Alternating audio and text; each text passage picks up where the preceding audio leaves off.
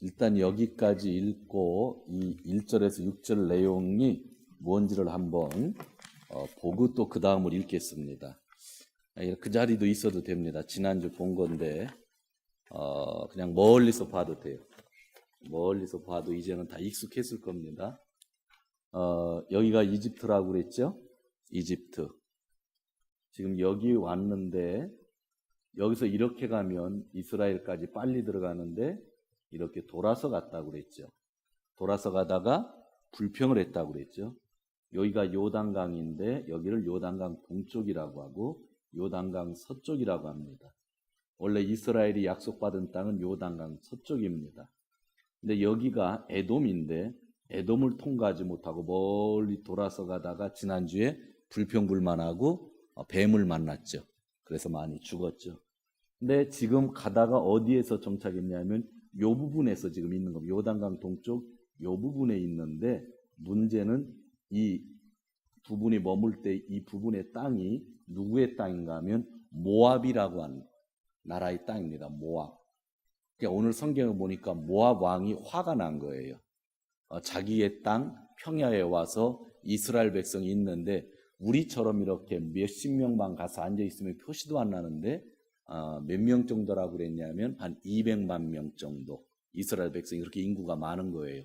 200만 명 정도가 자기 땅의 평야 해야죠. 평야에 와서 있으니까 열이 받은 거죠. 왜냐하면 거기 와서 살다 보면 사람들이 뭐 풀을 뜯어다 먹고 뭐 밭을 먹고 그러니까 정신이 없는 거죠. 그러니까 이 모압 왕이 화가 나서 이 주위에 살던 사람이 누구냐면 미디안 사람들인데 미디안 사람들과 힘을 합쳐서 이 이스라엘 사람을 공격하려고 하는데 공격이 잘 안 되니까 이 위에 메소포타미아 지역에 있었는데 발람이라고 하는 예언자가 있었습니다. 발람. 근데 그 사람은 아주 신통력이 있는 사람이라 그 사람이 저주를 하면 사람들이 저주를 받게 되고 축복을 하면 축복을 받는 발람이라는 사람이 있었어요. 그래서 여기에 살던 모압 왕이 발람을 불러는 겁니다. 불러다가 이스라엘을 뭐 해달라고 하는 거예요? 저주해달라고 부탁하는 거예요. 그것이 일단 오늘 출발입니다. 자, 이 내용을 생각하면서 7절부터 8절까지 같이 읽습니다. 나나세츠카라 핫세츠마데 도모니오미 마셔세노. 모압 장로들과 미디안 장로들은 길을 떠났다. 그들은 복채를 가지고 발람에게 이르렀을 때에 그들은 발락이 자기의 한 말을 전하였다. 그러자 발람이 그들에게 말했다. 오늘 밤은 여기에서 지내십시오. 주님께서 나에게 하시는 말씀을 들어본 다음에 알려드리겠습니다. 그리하여 모압 고관들은 발람과 함께 머물렀다. 자, 아시겠죠? 자, 여기에서 지금 머물고 있는데 여기에 어떤 땅 모압이 있었고 이 지역이 전부 미디안입니다. 그러니까 모압 왕과 미디안이 아무리 싸워도 이 이스라엘을 이길 수가 없는 거예요. 그러니까 발람이라고 하는 예언자에게 저주해달라고 두 나라의 장로들, 두 나라의 대표들을 이 발람이 사는 곳에 보내는데 발람은 진짜 위에 그 메소포타미아 지역에 살고 있었어요. 거기까지 보낸 거죠. 보냈더니 오늘 발람이 그들을 맞이하면서 야 잠깐 기다려라. 내가 하나님께 물어보겠다 하는 겁니다. 그래서 지금 하나님께 물어보는 겁니다. 자, 9절에서 14절 교독합니다. 코도크시마스 큐세츠카라 주 4節와 코도크시마스. 하나님이 발람에게 오셔서 물으셨다. 너와 함께 있는 이 사람들이 누구냐?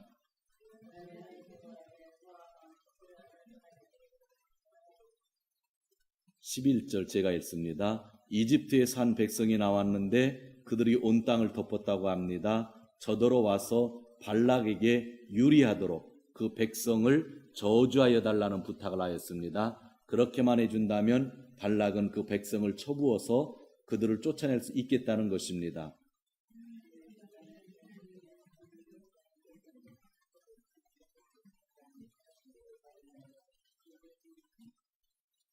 다음 날 아침에 발람이 일어나 발락이 보낸 고관들에게 말하였다. 당신들은 나라로 돌아가시기 바랍니다. 주님께서는 당신들과 함께 가는 것을 허락하지 않으십니다.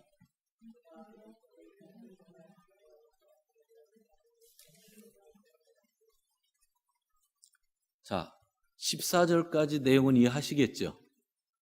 자, 모압이라는 나라가 있는데 모압 땅 들에다가 이스라엘 백성이 텐트를 친 거예요. 몇 명이 살아요?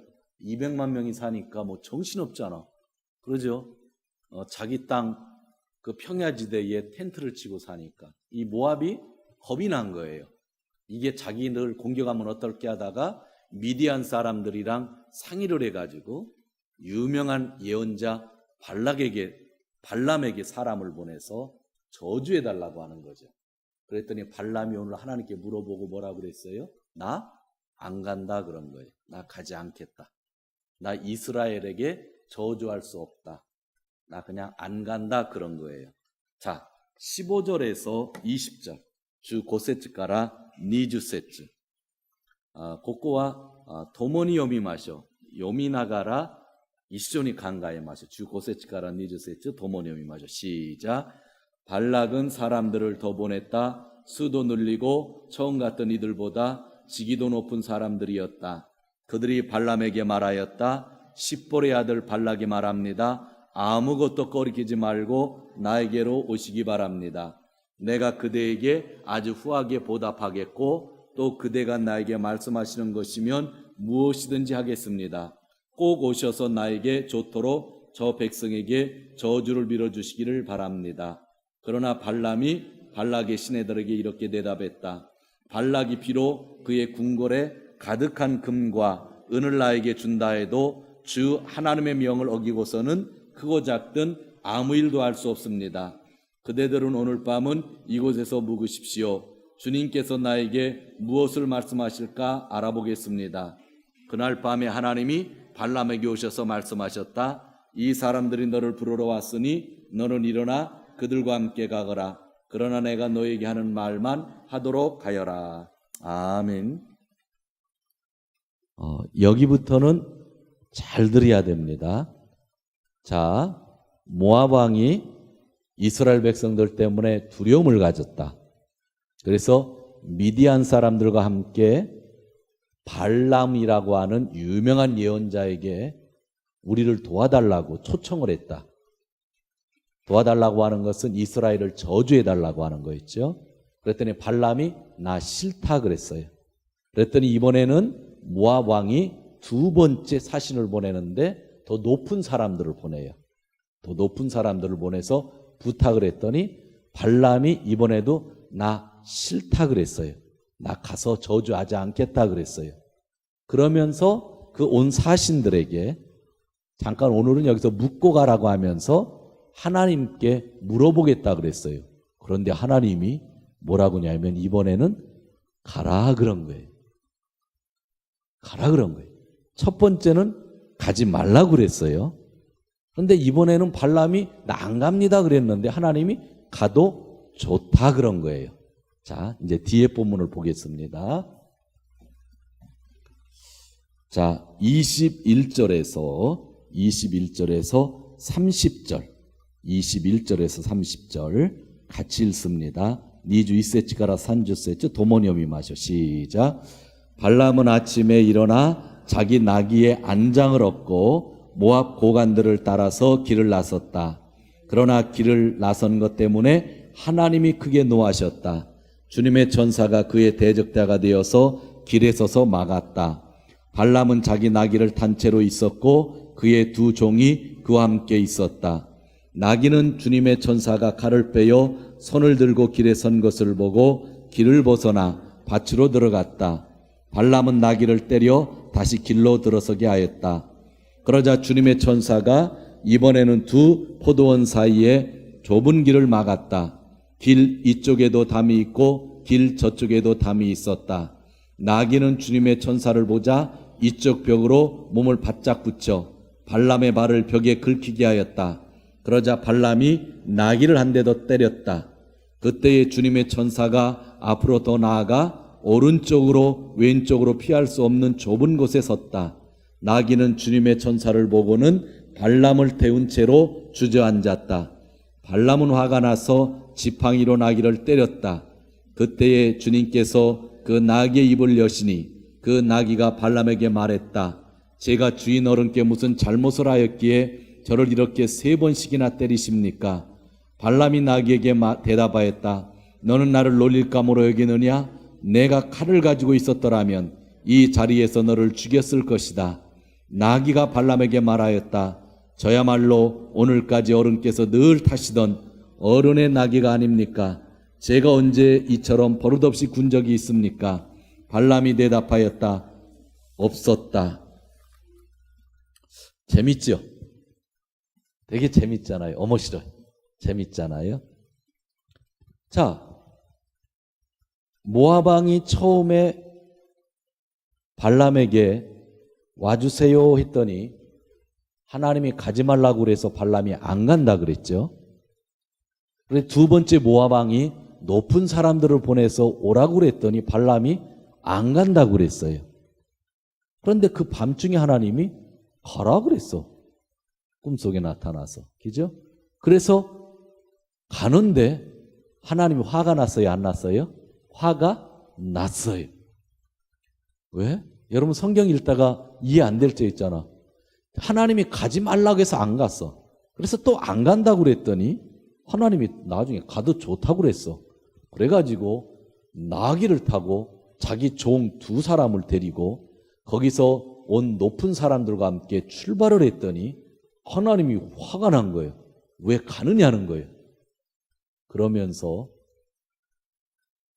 천사를 보냈는데 천사가 칼을 빼가지고 발람을 죽이려고 하는 건데 그게 발람에게 보여요? 안 보이고 누구에게만 보였다고요? 나귀에게만 보였어요. 너무 재밌죠?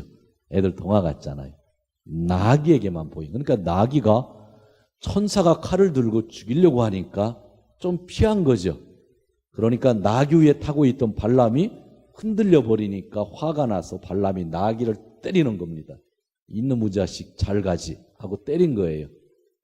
근데 이제 두 번째 나귀가 가는데 골목길을 가는 거예요. 골목길을 가는데 골목길을 또 천사가 칼을 들고 막고 있으니까 나귀가 피하다가 담에 발람이 부딪혀가지고 다리가 아프니까 또 한 대 때린 거예요. 이놈의 자식 잘 가지 그런 거란 말이지. 근데 이번에는 세 번째 아주 길이 좁은 길을 가는데 도저히 피할 수 없는 길로 나귀가 가는데 또 천사가 칼을 들고 죽이려고 하는 거죠. 그래서 나귀가 또 피하려고 하니까 이번에는 발람이라고 하는 예언자가 지팡이를 들어서 나귀를 때린 거죠. 몇 번 때렸다고요? 3번. 근데 너무 신기한 일이 있었어요. 갑자기 나귀가 말을 해요. 나귀가 말을 하는 거예요. 아, 주인님 왜 때립니까? 아파 죽겠는데. 그러는 거죠. 그랬더니 이제 발람의 눈이 뜨였는데 그 앞에 누가 있어요? 천사가 있는데 칼을 빼고 발람을 죽이려고 했다라고 하는 거죠. 일단 뭐 여러분들 발람과 나귀를 보면서 뭐 나귀가 말을 했다고 하는 거 그게 이상할 때고, 첫 번째는 하나님이 가지 말라고 했다가 가라고 했는데 가라고 했다가 갔더니 하나님이 화가 나서 또 죽이려고 했다.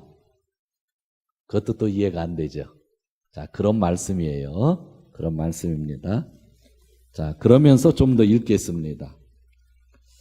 자, 산주 이세츠 가라, 산주 이세츠 가라, 산주 고세츠 31절에서 35절. 자, 우리 같이 읽습니다. 시작. 그때에 주님께서 발람의 두 눈을 열어주셨다. 그제야 그는 주님의 천사가 칼을 빼어 손을 들고 길에서 선 것을 보았다. 발람은 먹이를 숙이고 엎드렸다. 주님의 천사가 그에게 물었다. 너는 왜 너희 나귀를 이렇게 3번씩이나 때리느냐? 내가 가서는 안 될 길이기에 너를 막으려고 이렇게 왔다. 나귀가 나를 보고 나에게서 3번이나 비켜섰다. 다행히 나귀가 비켜섰기 망정이지 그렇지 않았더라면 내가 나귀를 살렸겠지만 너는 분명히 죽였을 것이다. 발람이 주님의 천사에게 말하였다. 제가 잘못하였습니다. 천사께서 저를 만나시려고 길에 서신 것을 몰랐습니다. 제가 가는 길이 잘못이면 저는 뒤돌아가겠습니다. 주님의 천사가 발람에게 말하였다. 저 사람들과 같이 가거라. 그러나 너는 내가 말해주는 것만 말하여라. 그리하여 발람은 발락이 보낸 고관들과 함께 갔다. 자, 이 말씀입니다. 이제 스토리는 알겠죠?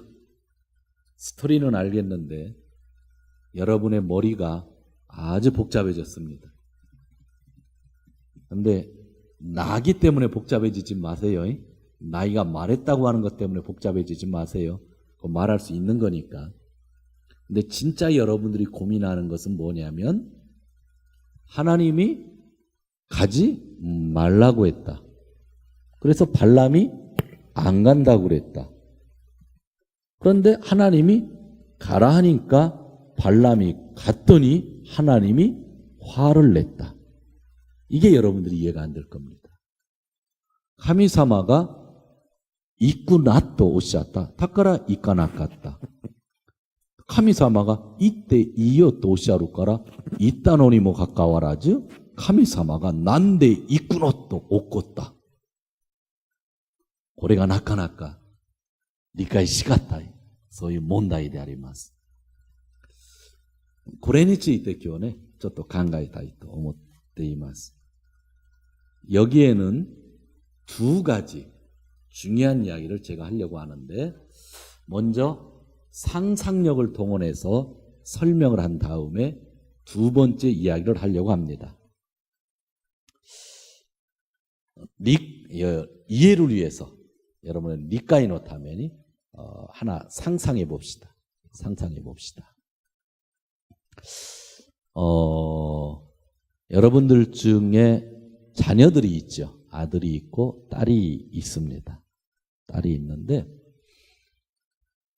여러분의 딸이 한 20살이 돼서 어떤 남자를 사귀고 있었는데 어느 날 여러분에게 와서 이야기를 합니다. 엄마, 나 저 남자랑 결혼하고 싶어 그랬습니다. 결혼하고 싶어 그랬습니다. 근데 여러분이 볼 때에 아직 내 딸이 20살밖에 안 된 거예요. 20살. 법적으로는 가능하지만 20살이잖아요. 또 저 남자를 보았는데 저 남자가 유부남이야. 죄송합니다. 예를 너무 심하게 들어서 유부남이야. 그런데 20살밖에 안 된 애가 저 유부남을 보고 사랑을 느껴서 엄마, 나 저 남자랑 결혼하고 싶어 그랬습니다. 찬성할 사람 없어요? 왜요? 찬성 않겠죠? 그래서 이놈아 죽어도 안 돼. 그래놓고 얼마나 여러분이 화냈는지 몰라. 그런데 이 딸이 매일 와가지고 나 저 남자랑 결혼하고 싶어. 나도 만 18세가 지났으니까 내 뜻대로 결혼할 수 있어. 엄마 허락을 받지 않아도 법적으로 결혼할 수 있는 거야. 난 결혼할 수 있어. 엄마는 죽어도 안 된다. 너는 아직 20이고 또 상대방이 유부남이고 그건 죽어도 안 된다. 뭐 절대로 안 된다. 너 그냥 문을 걸어지 않고 방에다 그냥 가둬서라도 너는 안 된다 그랬어요. 그랬더니 여러분의 딸이 그러면 나 죽겠다. 수면제를 먹고 죽든지 칼로 손을 긋고 피를 내서 죽겠든지 자살을 하고 죽겠다 하면서 집안에서 데모를 하는 거죠. 그랬더니 여러분이 뭐라고 했냐면 너무 화가 나서 야 그럼 네 맘대로 해 그랬어요. 무슨 뜻인지 알아요? 네 맘대로 해. 딸이 죽겠다고 하지 협박하지 자살하게 하고 있지 뭐 그러니까 여러분이 네 맘대로 해 그랬어. 자, 누가 딸이 있나? 딸이 있는 사람이 마에다상이 딸이 있네. 그때 네 맘대로 해 했을 때 소래가 마에다상노 혼내 됐을까? 자나이네. 네 마음대로 했지만, 하라고 했지만 그 속마음은 해서는 안 되는 거야. 그죠? 그러지만 그냥 화가 나가지고 네 마음대로 했다고. 그랬더니 이 딸이 엄마가 네 마음대로 했다고 해서 그 남자를 만나고 가서 결혼 날짜를 잡아가지고 청첩장까지 만들어 와서 식기조마다 요약고시도 있다. 예식장까지. 그러면 엄마가 아빠가 그냥 놔둘까요? 아니지. 그땐 가서 예식장을 취소하고 이제 저 같으면 청첩장을 찍고 어떻게 하겠어요? 방에다 가둬놓겠지. 네 마음대로 했을 때에, 네 마음대로 해라고 했을 때 엄마의 마음은, 아빠의 마음은 하면 안 되지만 속뜻은 그것이지만 그냥 어쩔 수 없이 할 때가 있는 거예요. 그러지만 네 마음대로 했다고 해서 그 마음대로 하는 결혼을 하려고 할 때 엄마 아빠는 또 뭐라고 해요? 너는 안 된다고 한 거지. 그러나 여러분들 한 가지 생각해야 돼요. 결혼을 반대한 거예요? 저 남자랑 결혼하는 걸 반대한 거예요? 저 남자랑 결혼하는 걸 반대한 거예요. 아셨죠? 원래 목적은 딸이 결혼하는 걸 반대한 게 아니야. 그 내용, 그 유부남이랑 결혼하는 걸 반대했던 거죠. 하나님이 처음에 발람을 가지 말라고 하는 이유는 뭐예요? 발람을 가지 말라고 하는 이유는 딱 하나예요. 발람이 거기를 가던 발람이 거기를 가지 않던 사실은 큰 문제는 아니야. 발람은 자유인이니까. 무슨 뜻인지 알죠? 예언자인데 예언자가 이스라엘 땅을 가던 모압 땅을 가던 이집트를 가던 그건 큰 문제가 아니야. 그런데 모압 왕이 발람을 부른 이유가 뭐예요? 부른 이유는 밥을 사주려고 부른 거예요? 예언자님 수고하신다고 부른 거예요? 아니에요. 이스라엘을 저주하라고 부른 거예요. 그죠? 그러면 발람에게 하나님이 가지 말라고 한 원래 뜻은 뭘까요? 저주하지 말라는 거예요. 아셨죠? 저주하지 말라는 거예요. 이 생각이 좀 있어야 되고. 그런데 하나님은 가지 말라고 했다가 가라고 했단 말이죠. 그런데 발람이 갔다고 했을 때에 하나님은 왜 화를 내셨을까? 그것은 나의 원래 뜻이 뭐라는 거예요? 나의 원래 뜻은 가면 안 된다는 거예요. 아까 엄마가 반대했던 것처럼 나의 원래 뜻은 가면 안 된다는 거예요. 그럼에도 불구하고 이 과정을 왜 하나님이 허락하셨을까? 이때와 이케나이ということはもともとの神様の御心。でも言ってもいいよと言いながらまた止めた。それはもともと神様は言ってはいけないことなんだけれども、言ってはいけないことよりもっと大切なものがある。それは言って呪ったらいけないということ。それを教えるため。자, ここで 나귀가 있습니다. 나귀를 통해서 하나님이 발람에게 주신 메시지가 뭘까요?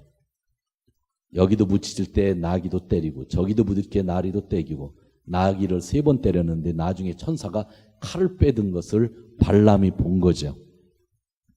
고난을 통해서 어려움을 통해서 그런 과정을 통해서 발람이 천사가 칼을 들고 있는 것을 딱 봤어요. 그때 발람의 마음속에 발람의 머릿속에 들어간 게 뭘까요? 내가 지금 가지만 하나님이 원래 가서는 안 된다고 했던 길인데 내가 가지만 가서 절대로 해서는 안 되는 일이 하나 있다는 것을 그가 그 나귀 사건을 통해서 철저하게 마음에 새기게 되겠죠. 가서 뭐 하면 안 돼? 저주하면 안 돼. 가서 뭐를 해야 돼? 하나님이 말한 것만 해야지. 근데 만약 여러분 이 중간에 나귀 사건이 없었다고 한다면 발람이 거기 가서 저주를 했을까요? 안 했을까요? 했을 가능성이 있어요. 왜냐하면 모압 왕이 돈을 많이 주고 술을 많이 퍼주고 세상에 오는 방법대로 접대도 하고 기죠?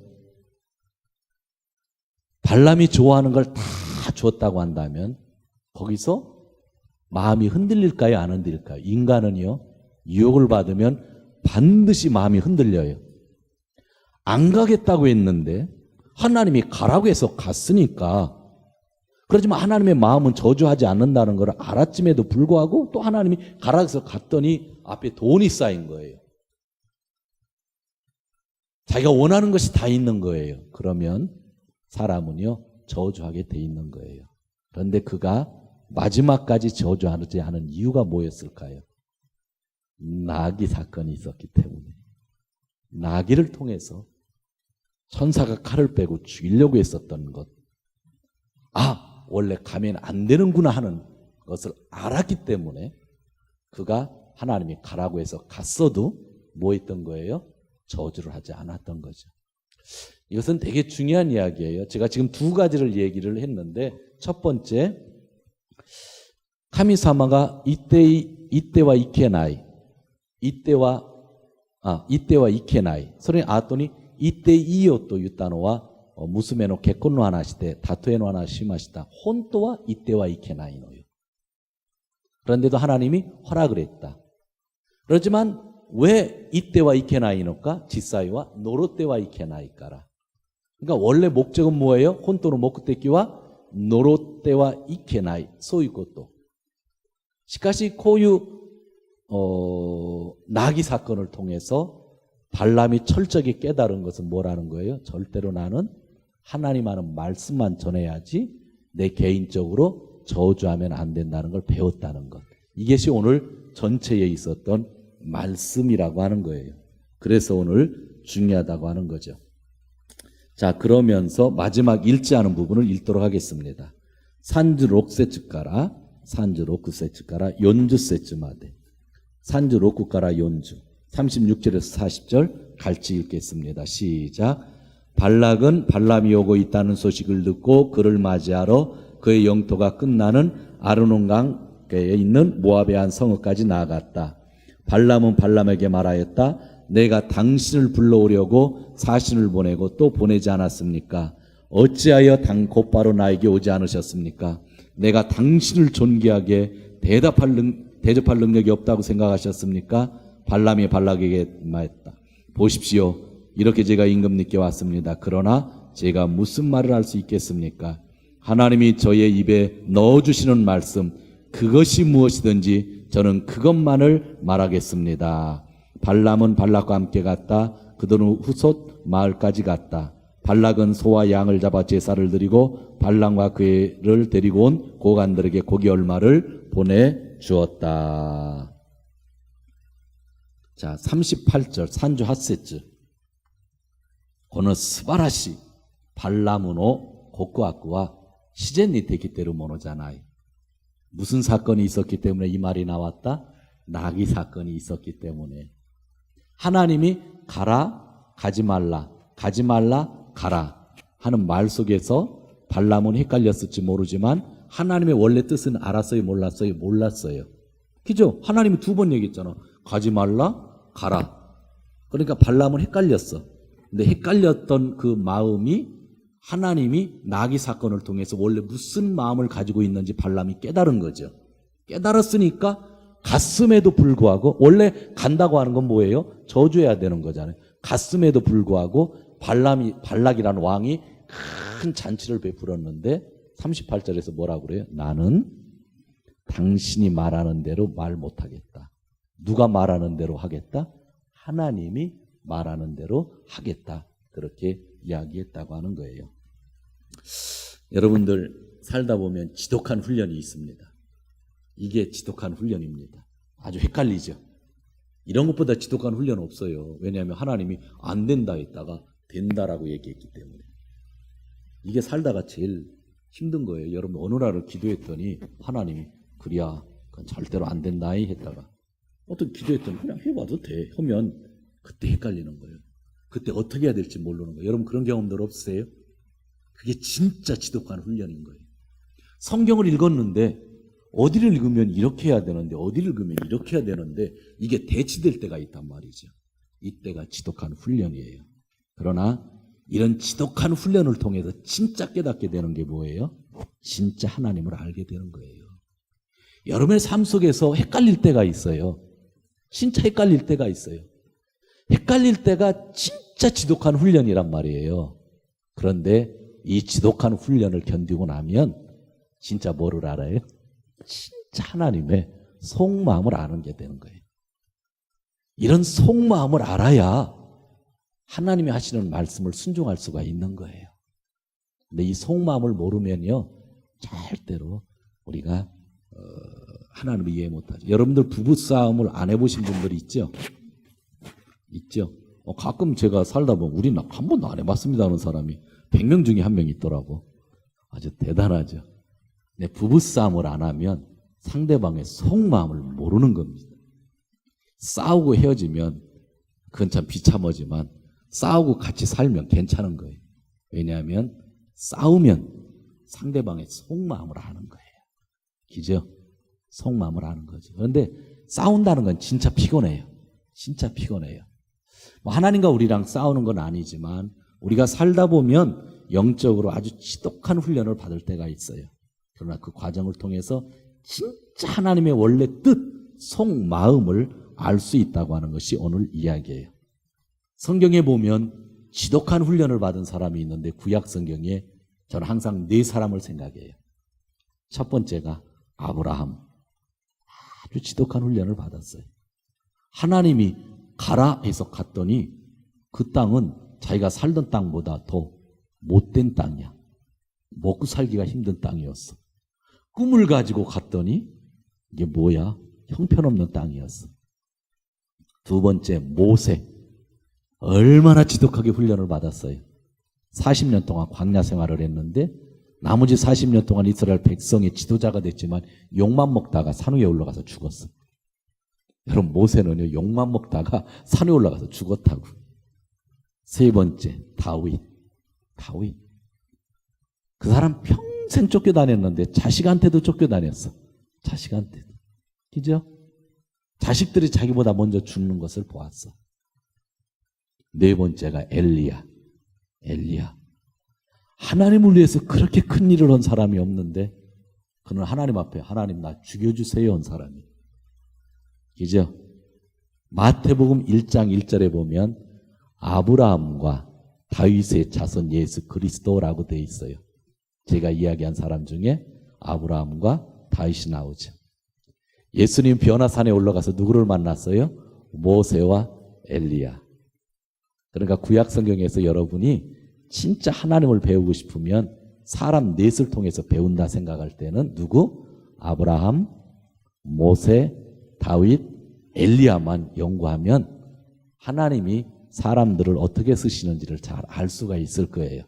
그래서 제가 4명을 대표라고 하죠. 그러나 이들은 지독한 훈련을 겪었기 때문에 그들은 누구의 마음을 알았어요? 하나님의 마음을 알았다. 여러분의 삶이 제가 전부 다 이해를 하지 못해요. 또 여러분들이 저의 삶을 전부 이해하지는 못해요. 그러나 분명한 것은 하나님이 여러분의 삶을 인도하셔요. 인도하시는데 하나는 분명 좋은 길로 인도하시는 거예요. 그 뜻이 있어요. 그런데 잠시 헷갈릴 때가 있어요. 훈련의 기간이 있을 때가 있어요. 그때 놓치지 말아야 될 것은 무엇이라고요?